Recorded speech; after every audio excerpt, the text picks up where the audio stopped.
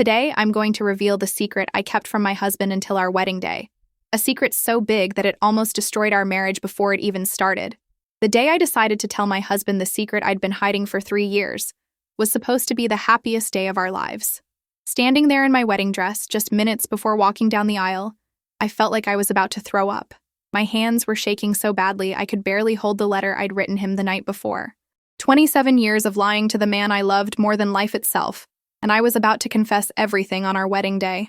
You see, when I met David Thompson at that coffee shop in downtown Portland 3 years ago, I made a choice that would haunt me every single day until our wedding. He was this successful architect, well-dressed, confident, talking about his latest project building luxury condos. I was just Sarah, wearing my only clean jeans and a sweater with a small hole in the sleeve, counting the coins in my purse to make sure I had enough for a simple coffee. When he asked what I did for work, I panicked. I couldn't tell this incredible man that I cleaned office buildings at night for minimum wage, that I lived in a studio apartment where the heat barely worked, that I sometimes had to choose between groceries and my phone bill. So I lied. I told him I was a marketing consultant working from home, that I was between big projects but doing well for myself. That one lie turned into 1,000 lies.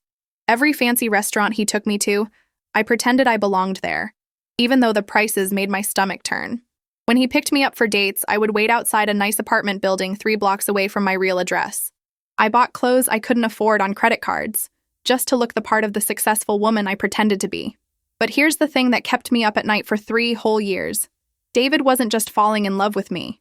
He was falling in love with someone who didn't exist. And now, standing in that bridal suite with my heart pounding like a drum, I knew I had to tell him the truth before I became his wife. The question was, would he still want to marry me once he knew who I really was? The worst part about living a lie for 3 years wasn't the constant fear of getting caught. It was watching David fall deeper in love with a fantasy version of me every single day. He would tell his friends about his amazing girlfriend Sarah, the marketing consultant who was so dedicated to her work. He'd brag about how independent and successful I was, how I never needed him to pay for anything because I had my own money. If only he knew that every time he praised my independence, I was secretly calculating whether I could afford to eat more than ramen noodles that week. When he'd compliment my designer clothes, I was internally panicking about the credit card bills that kept piling up. The beautiful woman he thought he was dating was drowning in debt, working double shifts, cleaning office bathrooms just to keep up the charade. The breaking point came 6 months before our wedding when David surprised me with a weekend trip to his parents' house in Seattle. His mother, Patricia Thompson, was everything I'd imagined. Elegant, well-educated, asking me sophisticated questions about my marketing business. I sat at their mahogany dining table, eating off china that probably cost more than my monthly rent, nodding along as she discussed market trends and business strategies I knew nothing about. "Sarah, darling," Patricia said, dabbing her mouth with a linen napkin. "David tells me you're working with some high-profile clients. What's your specialty in marketing?" My throat went completely dry.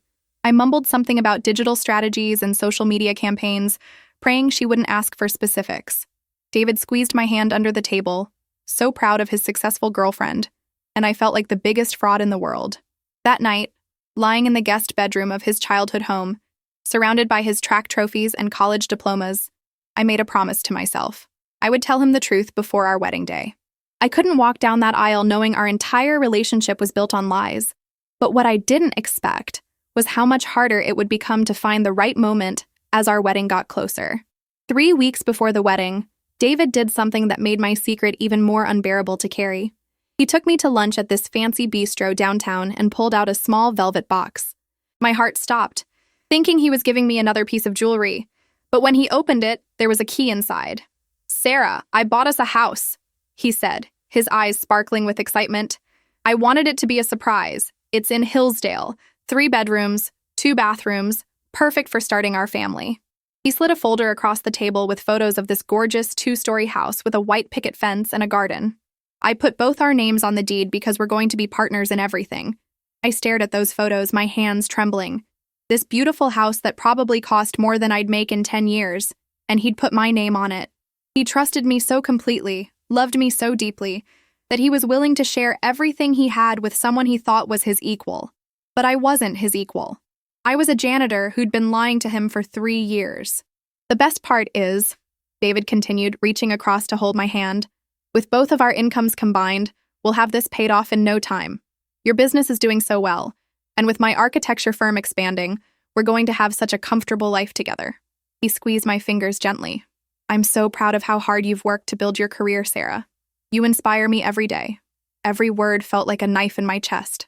He was planning our entire future based on lies I'd told him.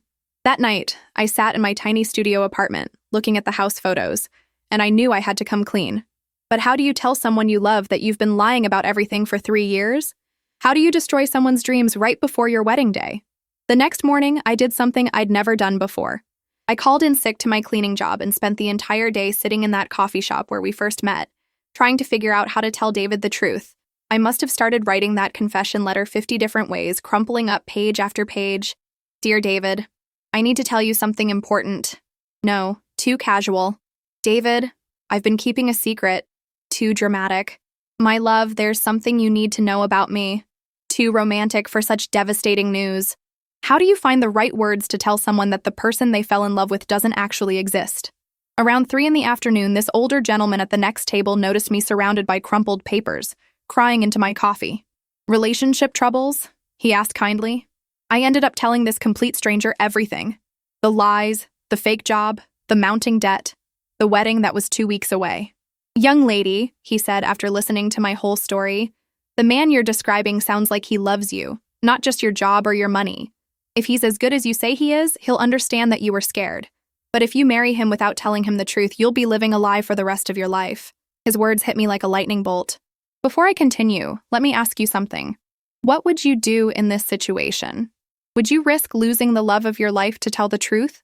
Or would you keep living the lie? Tell me in the comments what you think I should have done, and leave your like if you are enjoying this story. I spent the next week in complete agony, going through the motions of wedding planning while carrying this enormous secret. We had the final dress fitting, the rehearsal dinner planning, meetings with the florist and the photographer. David was so excited, talking about our honeymoon to Italy, our future children, growing old together in our new house. Every conversation felt like torture. When his sister Jennifer asked me about my work during the rehearsal dinner planning, I had to excuse myself and run to the bathroom to throw up from the stress. When his best friend Michael toasted to David finding his perfect match in successful, independent Sarah, I wanted to disappear into the floor. The night before the wedding, I couldn't sleep at all.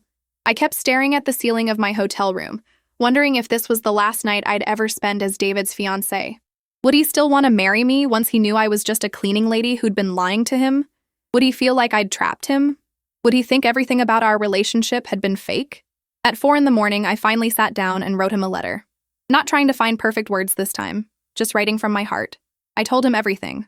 About my real job, my tiny apartment, the credit card debt, the lies I'd been telling his family and friends. I explained that I'd fallen so deeply in love with him that I was terrified he wouldn't want someone like me if he knew the truth. By the time I finished writing, the sun was coming up on my wedding day. I folded the letter, put it in an envelope, and made a decision that would either save my marriage or destroy it before it even began. I was going to give him that letter right before the ceremony and let him decide if he still wanted to marry me. The morning of the wedding was chaos.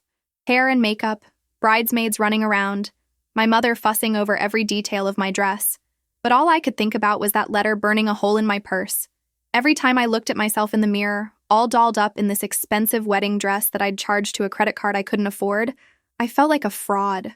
My maid of honor, Jessica, kept commenting on how nervous I looked. Pre-wedding jitters are totally normal, she said, applying another coat of mascara to my eyes. David is such a catch, and you two are perfect together. You're both so successful and driven. It's like a fairy tale. A fairy tale built on lies, I thought, but I just smiled and nodded. Around noon, my mother pulled me aside with tears in her eyes. Sarah, honey, I'm so proud of you, she said, adjusting my veil. You've built such a wonderful life for yourself. And David is such a good man. Your father would have been so happy to see you marrying someone who appreciates how hard you've worked. My mother had no idea about my real job either. She thought I was this successful marketing consultant, just like everyone else. The web of lies had grown so big that I'd been lying to my own family for 3 years. How many people was I going to hurt when the truth finally came out? 30 minutes before the ceremony, I asked everyone to leave the bridal suite. I just need a few minutes alone to center myself, I told them. My hands were shaking so badly I could barely hold that envelope as I walked to the window overlooking the garden where our guests were taking their seats. I could see David down there in his black tuxedo, looking absolutely handsome, greeting people and laughing with his groomsmen. His parents were in the front row, proud smiles on their faces.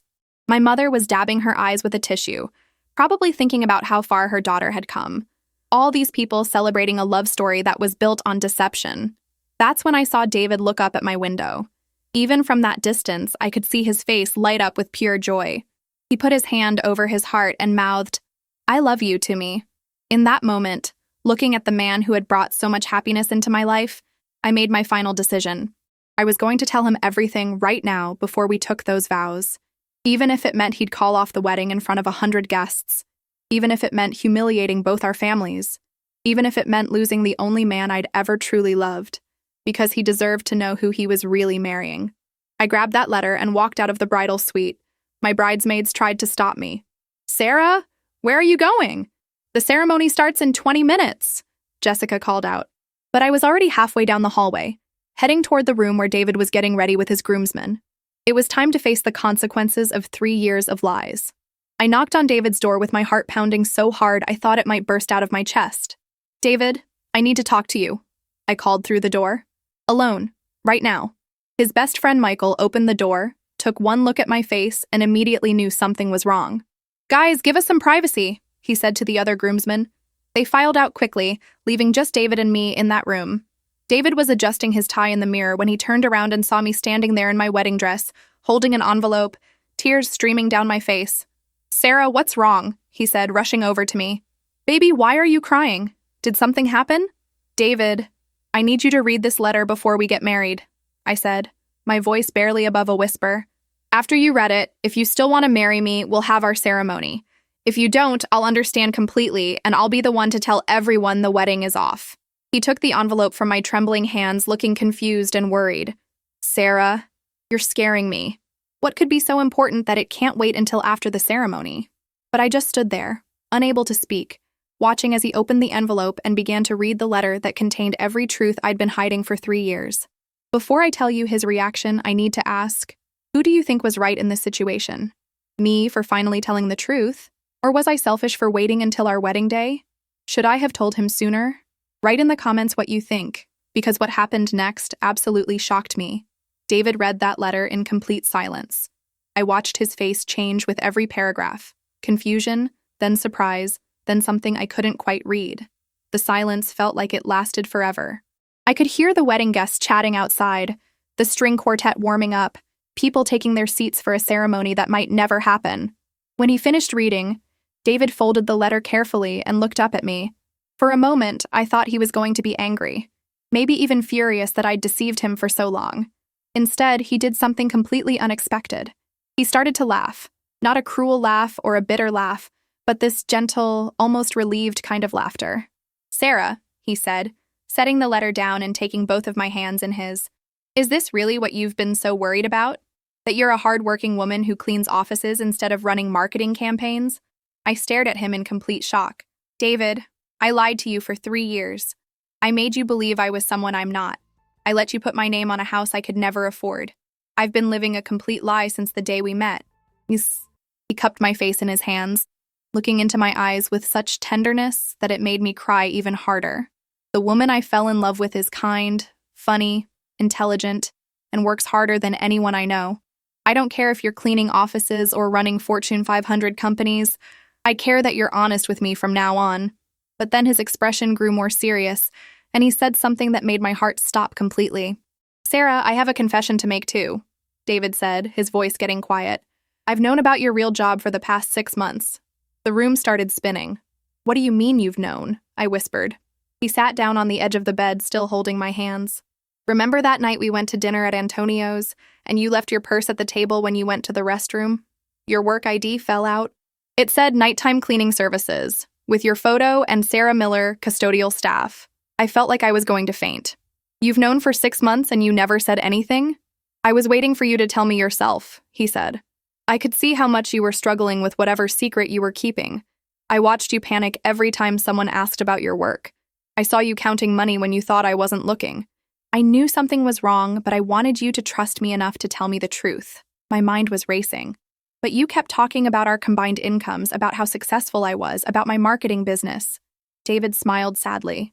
"I was hoping that if I kept showing you how much I loved and accepted you, you'd feel safe enough to be honest with me. I bought that house with my income alone, Sarah. I never needed your money. I just needed your trust. This changed everything. He'd known I was lying and loved me anyway, but there was still one more secret I hadn't told him, something even bigger than my fake job. David, there's more, I said, my voice barely audible.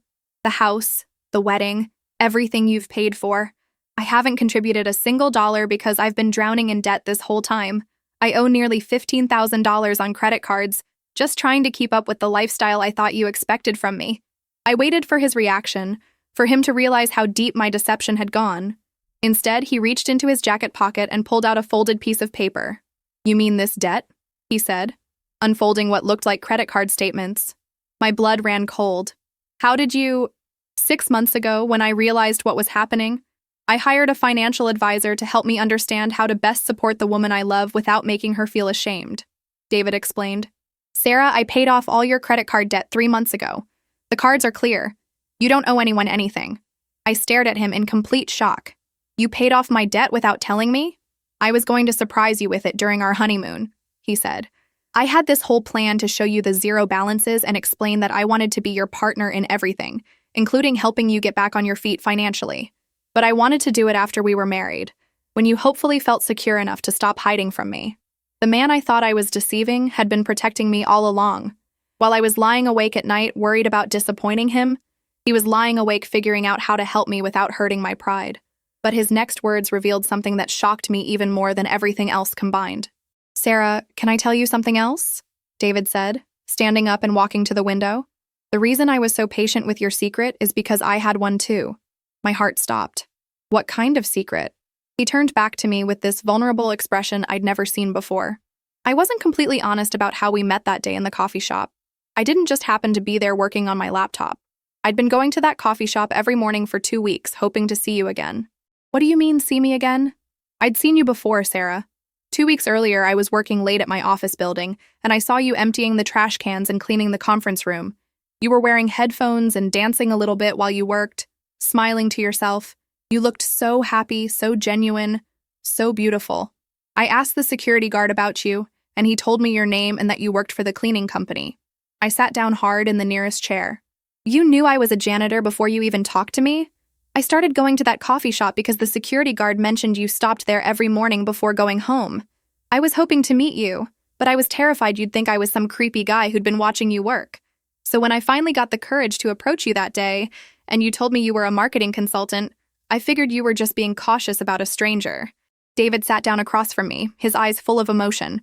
"Sarah, I fell in love with you watching you dance while you cleaned my office building.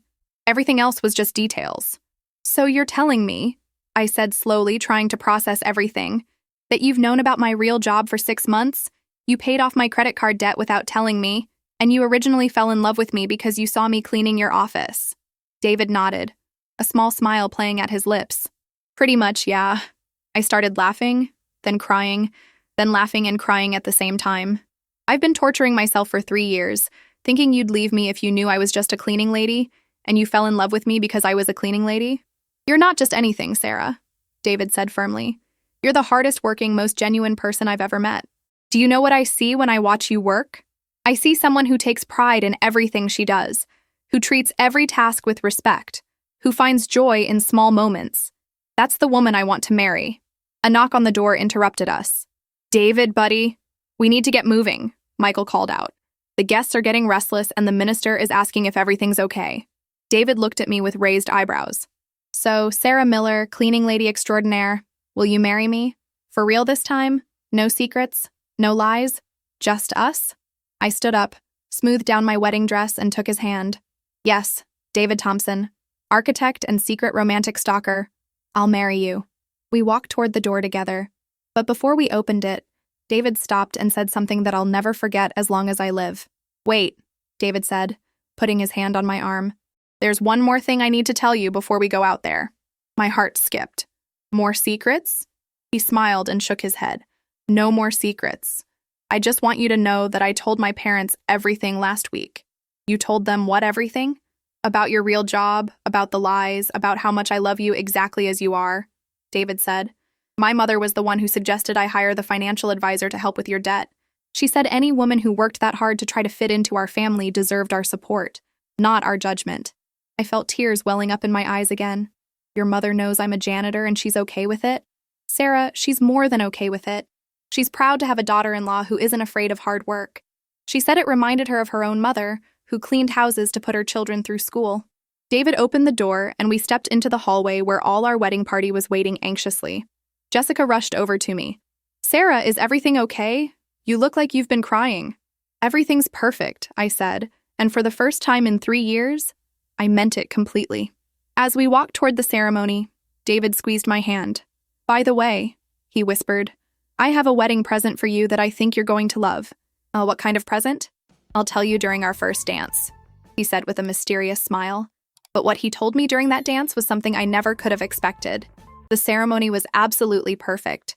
Standing there at the altar, looking into David's eyes as we exchanged vows, I felt like I could finally breathe for the first time in 3 years. When the minister pronounced us husband and wife and David kissed me, I knew we were starting our marriage with complete honesty and trust. During the reception, I watched David interact with our guests, and I noticed something different about the way he introduced me. Instead of calling me his successful marketing consultant wife, he simply said, I'd like you to meet my wife, Sarah. Just Sarah. Not my job, not my accomplishments, just me.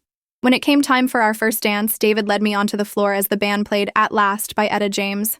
As we swayed together, he leaned close to my ear. Ready for your wedding present? I thought the house was my wedding present, I said. He chuckled. That was just the beginning. Sarah, how would you feel about going back to school? I pulled back to look at him. What do you mean? I know you've always been interested in interior design, David said, spinning me gently. I've seen the way you look at buildings, how you notice details about spaces and color. I'd like to pay for you to go to design school if that's something you'd want. My heart started pounding. David, that would cost thousands of dollars? Money, I'm happy to invest in my wife's dreams, he said. But there's more. I want to offer you a job at my architecture firm, learning the business side while you go to school. You'd be my assistant at first, but eventually, we could be partners in every sense of the word. I stopped dancing completely, staring at him in amazement. You want me to work at your architecture firm? I asked, barely able to believe what I was hearing.